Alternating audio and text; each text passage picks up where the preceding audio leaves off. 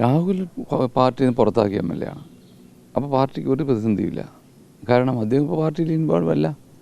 ഇവിടുത്തെ തെരഞ്ഞെടുപ്പ് പ്രചരണം ഒറ്റപ്പെട്ടിട്ടുള്ള ആർക്കെങ്കിലും വേണ്ടി അദ്ദേഹം പോയി എന്നല്ലാതെ ഒരിക്കലും പാർട്ടി നിർദ്ദേശിച്ച ഒരു പരിപാടിയിലോ ഞങ്ങൾ നിർദ്ദേശിച്ചിട്ടുമില്ല, പോയിട്ടുമില്ല, പങ്കെടുത്തിട്ടുമില്ല. ഒരു താങ്ങലുമില്ല. ഞങ്ങൾ അന്നും തള്ളി പറഞ്ഞിട്ടുണ്ട്. പാർട്ടിയുടെ കൂടെ പാർട്ടി എടുത്ത നടപടിയുടെ കൂടെ ജില്ലാ കോൺഗ്രസ് കമ്മിറ്റി. അദ്ദേഹം വ്യക്തിപരമായി പോകുന്നതിന് ഞങ്ങൾക്ക് ഉത്തരവാദിത്വമില്ല.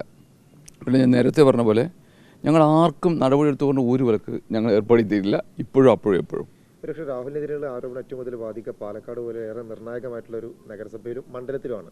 അപ്പോൾ TCC എങ്ങനെയാണ് ഈ ഒരിക്കലും ബാധിക്കില്ല. ഞാൻ എഴുതി തരാം. നല്ല ഭൂരിപക്ഷത്തിന് പാലക്കാട് നഗരസഭ വരും. പാലക്കാട് ജില്ലയിൽ ലോക്കൽ ബോഡിയിലും അതുപോലെ മുനിസിപ്പാലിറ്റിയും ജില്ലാ പഞ്ചായത്തും നല്ല ഭൂരിപക്ഷം. ഇതൊന്നും ബാധിക്കില്ല. ഇതൊക്കെ പാർലമെൻറ്റ് അസംബ്ലി പോലെ അല്ല. ഇത് ലോക്കൽ ബോഡി സാധാരണക്കാരുടെ ഇലക്ഷനാണ്. അവരൊക്കെ താഴെത്തട്ടിൽ എത്തിക്കഴിഞ്ഞു. ജനങ്ങൾക്കൊരു വിശ്വാസമുണ്ട് UDF തിരിച്ചു വരണം എന്നുള്ളത്. അത് തിരിച്ചു വരും.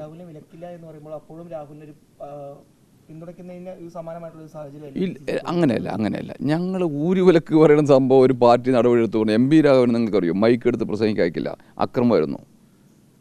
അത്രത്തോളം ഞങ്ങൾ അങ്ങനെ ചെയ്യാറില്ല. ഞങ്ങൾ പാർട്ടി വെളിയിൽ തന്നെയാണ്. അദ്ദേഹത്തിന് ഒരു പാർട്ടി പരിപാടിയും പങ്കെടുപ്പിച്ചിട്ടില്ല.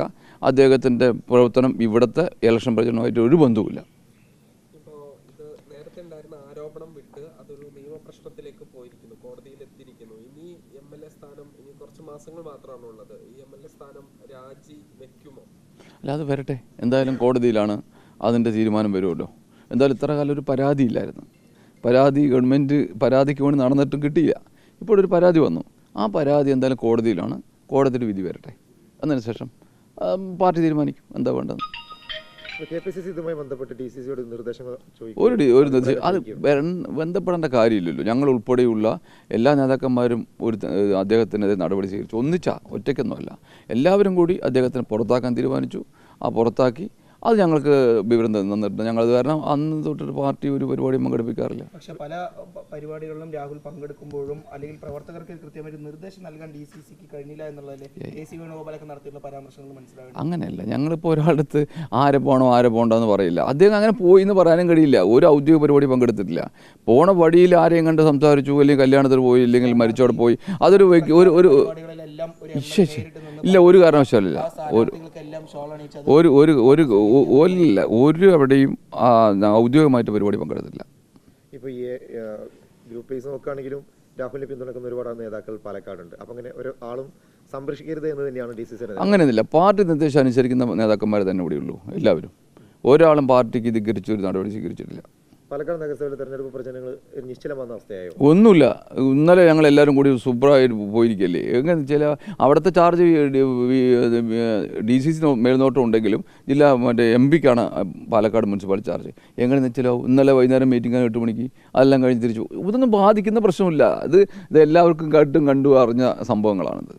ഇതിലിപ്പോൾ ഈ BJPക്ക് വലിയ ഗ്രൂപ്പിസം പ്രശ്നങ്ങളൊക്കെ വലിയ തോതിൽ നിന്നിരുന്നു. അതെല്ലാം തന്നെ ഓവർകം ചെയ്യാൻ അവർക്ക് ഈ ഒറ്റ സംഭവം കൊണ്ട് കഴിഞ്ഞില്ല. എനിക്ക് തോന്നുന്നില്ല. ഇതൊക്കെ നേരത്തെ മാസങ്ങളായി വന്ന സംഭവമല്ലേ. അത് കാരണം ഒരിക്കലും അത് അവർക്കൊന്നും അങ്ങനെ ഇത് വെച്ച് മുതലെടുക്കാനോ, അത് ജനങ്ങൾ അവരുടെ ഭരണത്തെ മടുത്തിരിക്കുകയാണ്. ഈ പറയുന്ന അത് ജനങ്ങൾ ഇങ്ങനെ തിരിച്ച് UDFന് അനുകൂലമായി വോട്ട് ചെയ്യാൻ ചിന്തിച്ചിരിക്കുന്ന ജനങ്ങളാണ് ഇവിടെ ഉള്ളത്. അത് കാരണം ഒരിക്കലും അത് മാറില്ല. ഇല്ല, DCC പാർട്ടിയുടെ ഭാഗമില്ലല്ലോ. പാർട്ടി അയാളെ സംരക്ഷിക്കുന്നില്ലല്ലോ. അദ്ദേഹം പുറത്താക്കിയിരിക്കുകയല്ലേ. വേറെന്താ? ഈ മുൻകൂർ ജാമ്യാപേക്ഷ അല്ലെങ്കിൽ അതിലൊരു തീരുമാനമായി ജാമ്യം ലഭിച്ച് തിരിച്ച് പാലക്കാട്ടേക്ക് വരികയാണെങ്കിൽ ഈ പ്രചരണ പരിപാടികളിൽ പങ്കെടുപ്പിക്കും. ഞങ്ങൾ നേരത്തെയും പങ്കെടുപ്പിച്ചില്ല, ഇനിയും പങ്കെടുപ്പില്ല. Party suspend പിൻവലിച്ചാൽ പങ്കെടുപ്പിക്കും. അല്ലെങ്കിൽ ഞങ്ങൾ പങ്കെടുപ്പിക്കാൻ കാര്യമില്ല. അദ്ദേഹം പാർട്ടിക്ക് പുറത്താണ്, അത് ഉറപ്പാ, തർക്കമില്ല. മുൻകൂർ ജാമ്യം ലഭിച്ച് അവസാന ദിവസങ്ങളിൽ വരികയാണെങ്കിൽ തെരഞ്ഞെടുപ്പ് പ്രചരണത്തിനുണ്ടാവില്ല. ഒരിക്കലും ഔദ്യോഗികമായിട്ട് അദ്ദേഹത്തെ ഞങ്ങൾ വിളിക്കാറുമില്ല, പങ്കെടുപ്പിക്കാറില്ല, ചെയ്യാറുമില്ല. ഇതിനു മുമ്പും ചെയ്തിട്ടില്ല, ഇപ്പോഴും ചെയ്യില്ല. അങ്ങനെയല്ല. എങ്ങനെ ഞാൻ ചോദിട്ടെ, ഇത് തെരഞ്ഞെടുപ്പ് പ്രക്രിയയിൽ ആരൊക്കെ വോട്ട് ചെയ്യണം, ആരൊക്കെ ചെയ്യണമെന്ന് നമുക്ക് പറയാൻ പറ്റത്തില്ല. ഇത് പ്രത്യേകിച്ചും ലോക്കൽ ബോഡി തെരഞ്ഞെടുപ്പാണ്. ആ നിലയ്ക്ക് ഞങ്ങളുടെ പാർട്ടിയുടെ ഔദ്യോഗികമായിട്ടുള്ള ഒരു അദ്ദേഹത്തിൻ്റെ പിന്തുണയും അദ്ദേഹത്തിൻ്റെ വേണ്ട അദ്ദേഹത്തിനെ ഞങ്ങൾ നിർദ്ദേശിക്കുന്നുമില്ല. തങ്കപ്പെട്ട ഈ ആദ്യ ആരോപണം വരുന്ന സമയത്ത് രാഹുൽ 41 ദിവസമാണ് മണ്ഡലത്തിലില്ലാതെ പുറത്തിരുന്നത്. ഇപ്പോൾ വീണ്ടും അതേ സാഹചര്യം വന്നിരിക്കുകയാണ്. ഇപ്പോൾ തെരഞ്ഞെടുപ്പിന് ദിവസങ്ങൾ മാത്രം ശേഷിക്കും ഇങ്ങനെ മണ്ഡലത്തിൽ നിന്ന് മാറി നിൽക്കുന്നത് വോട്ടർമാർക്കിടയിൽ തന്നെ ഒരു പ്രശ്നമില്ല. ഞങ്ങൾ അദ്ദേഹത്തിൻ്റെ സേവനം ഞങ്ങൾ ഉപയോഗിച്ചിട്ടില്ലല്ലോ, എന്നാലല്ലേ ഞങ്ങൾ മാറി നിൽക്കാൻ ബാധിക്കുള്ളൂ. അദ്ദേഹത്തിൻ്റെ സേവനം ഈ തെരഞ്ഞെടുപ്പിന് ഉപയോഗിച്ചിട്ടില്ല ഞങ്ങൾ. തെരഞ്ഞെടുപ്പിലല്ല, മണ്ഡലത്തിൽ സജീവമാണ് ഒരു MLA. അത് ജനങ്ങളുടെ കാര്യങ്ങളല്ലേ, അതിപ്പോൾ MP ഉണ്ട്, നോക്കാനുള്ള കാര്യങ്ങളുണ്ട്. പിന്നെ ഞങ്ങൾ പ്രതിപക്ഷത്തിന് ഞങ്ങൾ എത്ര കൊടുത്താലും ഭരണപക്ഷത്തിൽ ഞങ്ങൾ സഹായിക്കുള്ളൂ. 13 മണ്ഡലമുള്ള ഒരു ജില്ലയിൽ കോൺഗ്രസിനുള്ള ഏക അംഗമാണ്. അപ്പോൾ നിരന്തരം ഇങ്ങനെ മാറി നിൽക്കുന്നത് പാർട്ടിയുടെ അടുത്ത വിജയത്തേക്ക് ഇത് ബാധിച്ചു? ഒരിക്കലും ബാധിക്കില്ല. ഞാൻ പറഞ്ഞു, ഞങ്ങൾ ഇത്ര കാലത്തെ തെരഞ്ഞെടുപ്പ് പ്രക്രിയയിൽ അദ്ദേഹം പങ്കാളിയല്ലോ, എന്നാലല്ലേ ബാധിക്കുക. ഒരു പങ്കാളിയായ ഒരാളെ മാറി നിൽക്കുമ്പോൾ അതിൻ്റെ വിടവ് വരും. അങ്ങനെ ഇല്ല. അത് കാരണം ഒരിക്കലും തെരഞ്ഞെടുപ്പ് ബാധിക്കില്ല. നല്ല ഭൂരിപക്ഷത്തോടെ UDF അധികാരത്തിൽ വരും.